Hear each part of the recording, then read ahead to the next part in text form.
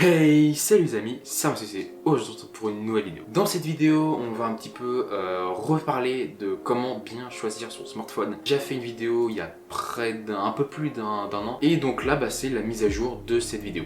Donc, je vais vous aider à choisir un petit peu votre smartphone si vous avez besoin. En plus, on arrive bientôt à Noël, donc je sais pas si vous voulez vous acheter un téléphone, etc. J'en sais rien. Bref, cette vidéo est là pour vous aider, pour vous donner un petit peu les clés pour pouvoir trouver votre téléphone. Je vais d'ailleurs vous donner quelques exemples de très bons téléphones en fonction de plusieurs budgets, en fonction de votre besoin, etc. Donc vous aurez au moins quelques idées, et après il y aura toujours plein de conseils dans cette vidéo, c'est le principe d'ailleurs, pour choisir votre smartphone si ceux que je vous propose ne vous plaisent pas. Évidemment, au cas où, je préfère préciser, il n'y a aucun partenariat avec aucune marque, parce que de toute façon sinon j'en parle des autres, c'est débile. Mais voilà, je préfère préciser. Pour commencer, vos points importants. À quoi ce smartphone va vous servir? Est-ce que vous avez besoin d'un smartphone uniquement pour téléphoner et envoyer des SMS? Est-ce que vous avez besoin, j'en sais rien, pour les réseaux sociaux, etc. Ça c'est hyper important. Et du coup, effectivement, vous pouvez savoir ce qui est important entre donc la puissance, la photo, son design, la sécurité, l'ergonomie, la résistance au choc également, l'écran. Donc l'écran, c'est très important l'écran. Donc entre sa taille, qui est évidemment important si vous aimez bien avoir un grand smartphone ou un petit smartphone, si vous avez besoin d'un grand smartphone ou un petit smartphone. Sa qualité, évidemment, si vous en foutez d'avoir un écran de mauvaise qualité, je veux dire 720p, ce qui est pas le plus mauvais, mais voilà. Et sa luminosité, évidemment, si vous avez besoin d'une grande plage de luminosité, donc c'est-à-dire que vous pouvez baisser très bas et monter très haut, donc ça c'est pour les smartphones haut de gamme, évidemment. Plus il est bas de gamme, moins c'est possible, même si maintenant, surtout avec Xiaomi, je pense beaucoup, qui fait de très bons smartphones à un prix, mais alors dérisoire, et de plus en plus, c'est vraiment très intéressant. Donc vous pouvez avoir des smartphones qualitatifs pour vraiment pas cher. Et aussi la présence de la prise jack, donc qui justement pendant quelques moments était morte, et finalement on remarque que ça revient, alors surtout chez Xiaomi encore une fois justement. Et d'ailleurs voilà, moi qui ai un smartphone Xiaomi d'ailleurs que je vais rentrer dans le stop également, parce que je le trouve bien. Pourquoi je l'ai acheté? Parce que je le trouve bien, c'est logique. Et donc vous pouvez le voir juste ici, hop, alors je sais pas si c'est bien focus du coup, vous pouvez voir qu'il y a une prise jack, et donc c'est quand même pas mal pratique, évidemment. Après il y a aussi le son des haut-parleurs si vous regardez des vidéos comme ça sans écouteurs justement. Et le stockage, donc évidemment vous avez 16, 32, 64, 128, 512, 1 Tera. L'année dernière j'avais conseillé 32 Go grand minimum, et cette année j'allais dire 64 Go grand minimum, mais je vais rester sur du 32 Go grand minimum, mais grand minimum uniquement si vous prenez un smartphone assez bas de gamme, low budget quoi. C'est sûr que si vous prenez un truc à partir de 150 €, 64 Go, cherchez pas. Après, pour la plupart des téléphones, j'ai pris les prix à 64 Go. On a d'ailleurs quelque chose de nouveau comparé à l'année dernière qui fait son arrivée, c'est la 5G. L'année dernière, il y avait peut-être un ou peut-être deux smartphones que j'ai présentés qui avaient la fonction 5G. Et encore, je sais pas trop. Là, il y en a beaucoup plus, et pas forcément pour très cher. Vous allez voir, vous verrez après, mais vraiment, il n'y a pas forcément besoin de dépenser 700 balles pour avoir un téléphone 5G. Donc après, il va falloir différencier un petit peu les marques, savoir qu'est-ce que les marques proposent, et aussi un petit peu ce que vous préférez comme marque. Donc évidemment, vous avez les deux grosses teams qui est iOS et Android. Android qui est majoritaire comparé à iOS d'ailleurs. Et dans Android justement, vous avez les surcouches entre chaque marque du coup. Donc vous avez par exemple One UI pour Samsung, vous avez MIUI pour Xiaomi, OxygenOS pour OnePlus et MIUI pour Huawei et Honor. Après votre budget évidemment, qu'est-ce que vous pouvez déjà mettre comme prix maximum? Évidemment c'est logique. Ça vous permettra de mieux filtrer les smartphones sur un comparateur. Comme l'année dernière, je vous conseille le site Kimobile d'ailleurs, qui est vraiment juste excellent. Et d'ailleurs, si vous avez besoin d'avoir des avis, des tests, Frandroid est très bon. Il y a aussi Monsieur Gr sur YouTube que vous pouvez trouver qui est très bien aussi. NoTech qui fait aussi quelques vidéos sur les smartphones. Bref, vous avez tout sera en description de toute façon, donc je vous rassure. Et voilà, donc quel est votre prix maximum et également votre prix idéal, parce que après ça dépend. À voir en tout cas votre budget. Après, votre utilisation, à quoi va-t-il du coup vous servir en fonction effectivement.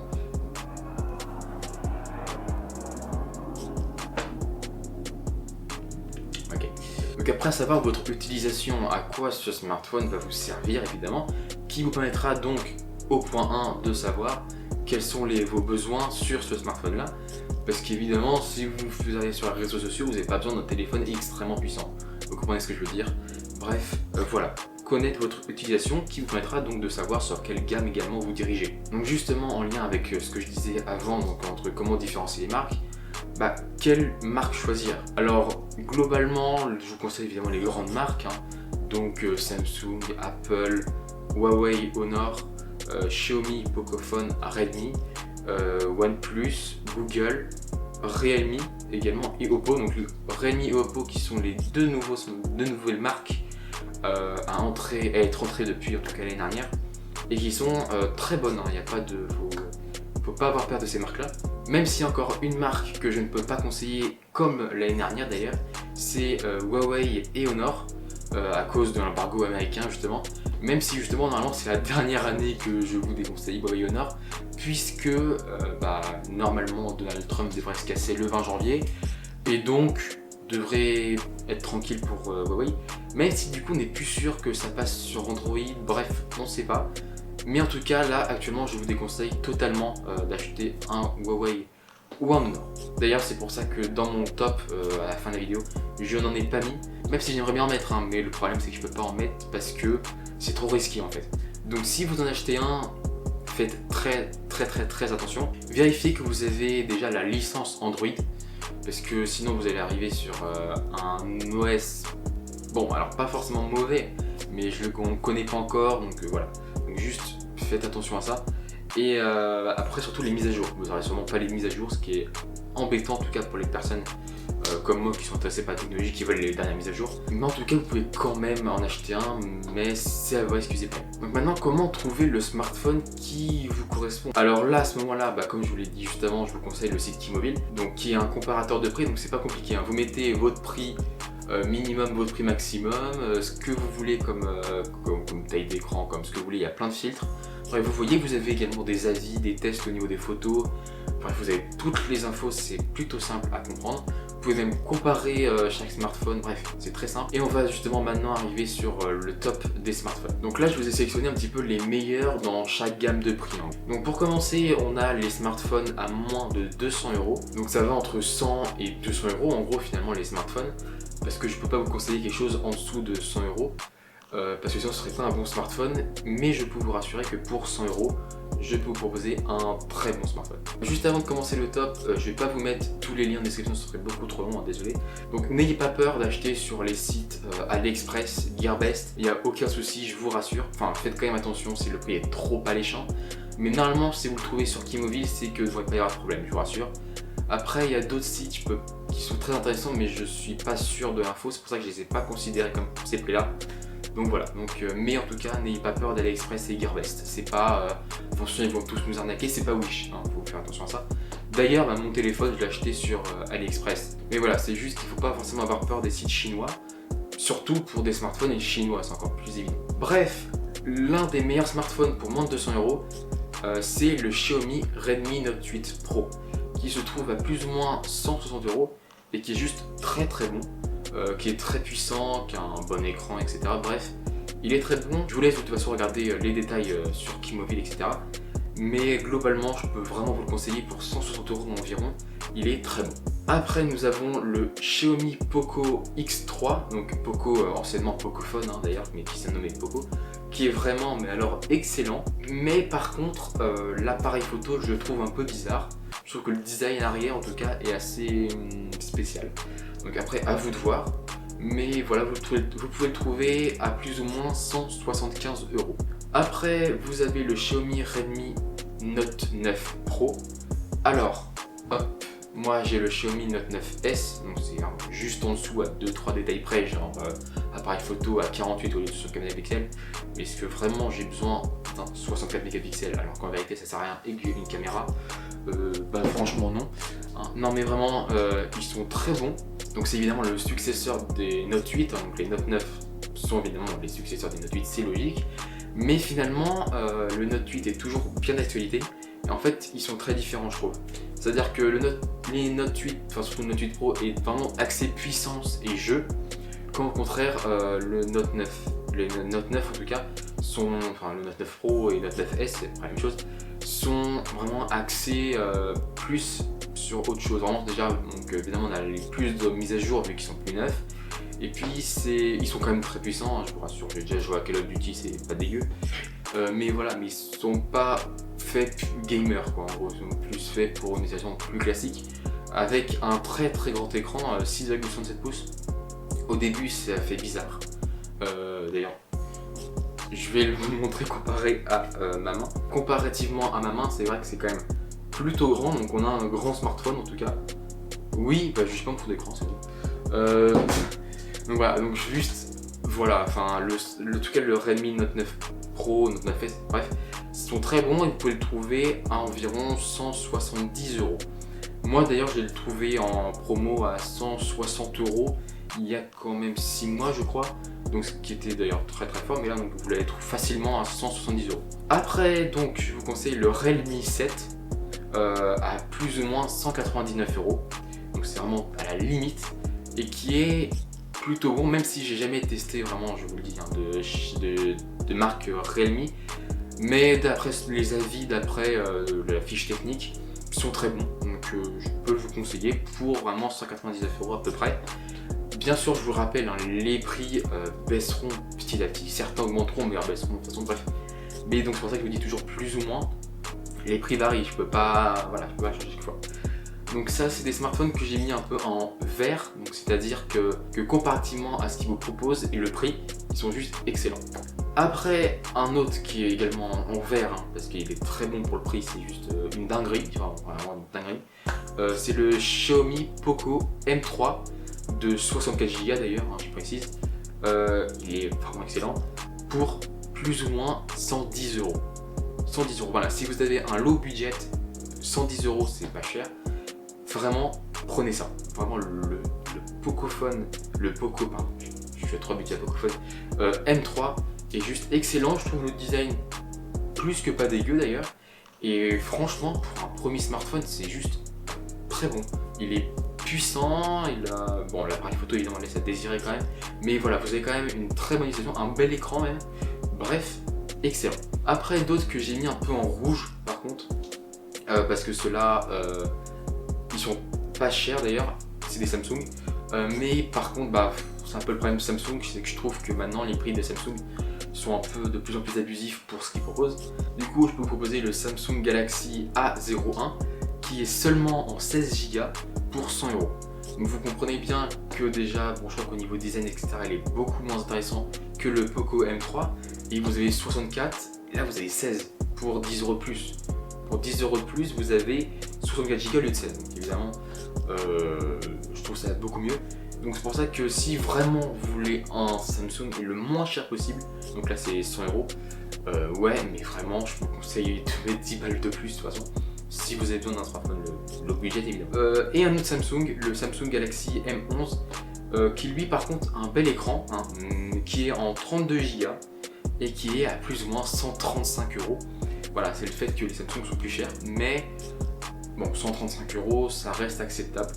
Mais encore une fois, le Poco M3 est meilleur, mais c'est vraiment si vous voulez un Samsung, parce que je sais qu'il y a beaucoup de gens qui veulent absolument un Samsung, que pour leur premier smartphone, les parents connaissent que le Samsung, alors faut dire Samsung. Bon, voilà, je peux vous conseiller à la limite le M11, mais voilà. C'est en tout cas l'un des meilleurs pour pas très cher. Maintenant, on va passer à ceux qui sont entre 200 € et 300 €. Et vous allez voir qu'on va trouver alors là dans cela des vraies dingueries. Et donc on commence par, je pense, le meilleur. Quand je dis le meilleur, c'est vraiment le meilleur. On a le Xiaomi Mi 10T Lite à plus ou moins 260 €, donc ce qui est presque à la moitié, et qui a juste la légère option d'être en 5G à 260 €, je le rappelle. Sachant que je prends des prix qui sont réels, parce que quand on voit sur Kimobil d'ailleurs, c'est beaucoup moins cher environ, puis quand tu cliques, tu vois, non là c'est vraiment 260 €, sûrement sur Amazon je pense.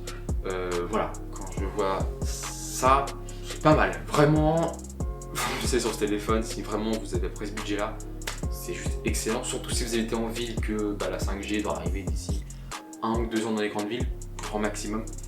Franchement, excellent. En plus il est puissant, enfin bref, il a tout est parfait sur ce téléphone. il coûte que 260 €.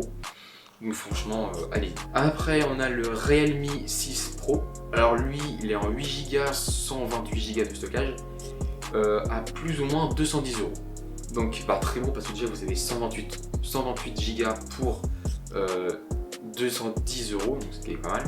Et aussi 8 Go de RAM. Même si bon, déjà 6 ça suffit largement, même 4 en vrai ça peut le faire.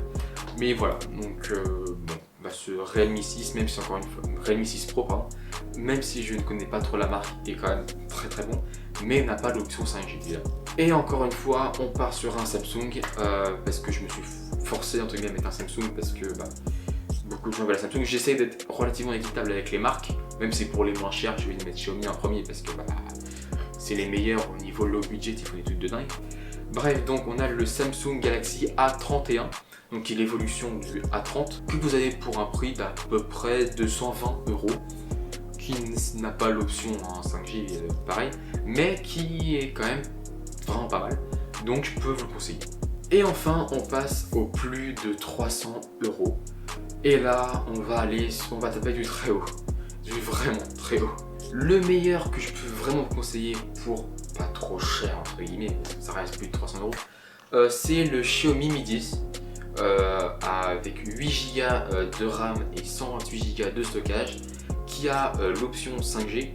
En fait, tous ceux que je vais vous citer à plus de 300 € ont l'option 5G, et qui est à plus ou moins 500 €. Donc un smartphone excellent, 5G, 500 €, c'est le meilleur au niveau qualité-prix que je peux vous proposer.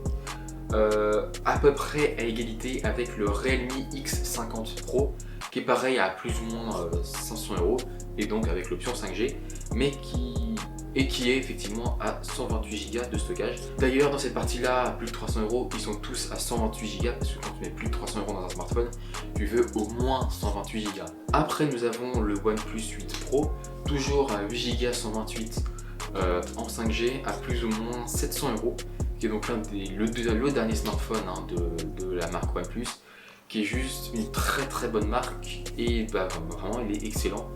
Il a tout pour lui, même s'il est un peu plus cher, quand même 200 € plus, donc c'est quand même plus qu'un peu plus cher, comparé au Xiaomi Mi 10 et Realme X50 Pro. Mais évidemment, il a quand même plus de choses. Vous avez Oxygen OS, qui est mieux réputé, même si après moi j'aime beaucoup en tout cas la partie Xiaomi. Mais voilà, vous avez ça, vous avez pas quelques détails qui changent évidemment, mais voilà, globalement c'est un très bon smartphone. Après, vous avez le Google Pixel 5, 8 Go 128 en 5G toujours, à 600 €. 600 € est un bon prix, même si j'ai un peu de mal avec les Google, parce que si vous voulez faire de la photo, alors là c'est le meilleur, il n'y a aucun souci, vraiment avec leur intelligence artificielle, tout ça, les pixels de Google sont toujours les meilleurs, il n'y a aucun doute là-dessus, bien au-dessus des iPhones, clairement, qui pourtant sont très bons les iPhones au niveau photo. Et par contre, le souci, même si c'est un peu gommé depuis, c'est qu'en général, le paquet est clairement mis sur la photo, et du coup, en général, vous n'avez pas un très bon écran, une très grosse puissance. Donc, c'est un bon smartphone, mais à voir. Donc je vous conseille de regarder si les points de ce smartphone vous intéressent beaucoup. Mais effectivement, il se peut qu'il ne soit pas du tout à votre goût. Donc ça, c'est à voir. C'est clairement pas le smartphone que vous la péterez avec, qu'on soit clair. Avec ça, il passe complètement inaperçu. Après, on passe un petit peu à la catégorie que j'ai appelée orange, donc c'est entre vert et rouge, logique, qui sont très bons, mais je trouve trop cher comparativement à ce que les autres que je vous ai cités juste avant proposent, pour un prix quand même beaucoup moins cher. Donc on a le Samsung Galaxy S20 Ultra, alors oui, je tapais dans le gros, avec 12 Go 128 en 5G évidemment, heureusement. Elle a quand même plus ou moins 900 €, que je trouve donc trop cher pour la proposition quand on voit les concurrents juste à côté. Encore une fois, vous payez la marque Samsung, c'est ça le problème de Samsung, c'est un peu l'appelisation de Samsung entre guillemets, c'est que vous payez très cher la marque. Et pour finir, l'Apple iPhone 12, évidemment j'étais obligé de choisir un Apple, évidemment je suis quand même obligé, et donc j'ai choisi donc celui au milieu, donc évidemment il y a l'iPhone 12 mini, l'iPhone 12 Pro, l'iPhone 12 Pro Max. J'ai pris sur le milieu, après à vous de voir en fonction de ce que vous voulez. Donc il est en 4 Go, donc 4 Go de RAM. Alors vous n'allez pas dire, c'est bizarre quand même, attends, il y en a, tous les autres pratiquement sont à 8 Go de RAM et même le Samsung à 12 Go, comment ça se fait? Donc je vous rassure, Android consomme beaucoup plus que iOS, donc iOS est sur les iPhones, que vous ne le sachiez pas. Donc un iPhone a besoin de beaucoup moins de RAM qu'un Android pour fonctionner pareil. Donc c'est pour ça, il n'y a pas besoin de s'inquiéter là-dessus. Après, en 128 Go évidemment, j'ai pris en 128, et c'est d'ailleurs l'un des seuls, je crois, dans tous ceux à plus de 300 €, qui proposait encore en 64 Go, ce qui est quand même assez étonnant que de proposer un téléphone à 64 Go quand tu as plus de 300 €, c'est bizarre. Bref, ce smartphone à 128 Go toujours coûte environ 900 €, donc en gros c'est égal au Samsung Galaxy S20 Ultra. Donc je l'ai mis en orange parce que pareil 900 € je trouve trop cher quand on voit ce que proposent les autres marques. Après Apple c'est différent puisque en général les gens qui sont un peu lisses n'iront pas chez Android de toute façon, et souvent inversement d'ailleurs. Ils ont évidemment l'avantage logiciel, même si c'est de moins en moins vrai.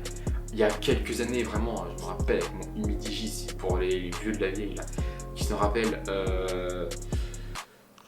Android stock 1, il n'y avait aucune surcouche, clairement, donc là c'était insupportable. Et là, évidemment, mais même les surcouches de toutes les marques étaient peu évoluées, alors que ceux d'Apple étaient au contraire très évolués. Donc, mais évidemment, ils ont rattrapé leur retard, donc il n'y a plus beaucoup de différence. Après, c'est vraiment juste au niveau des préférences, j'ai de la marque toujours comparé à ce que j'ai mis avant. Un iPhone, on peut le remarquer en général, c'est ceux qui sont très branchés réseaux sociaux, etc. Alors qu'au contraire, les Android, c'est plutôt les gamers, etc. Vous l'aurez compris.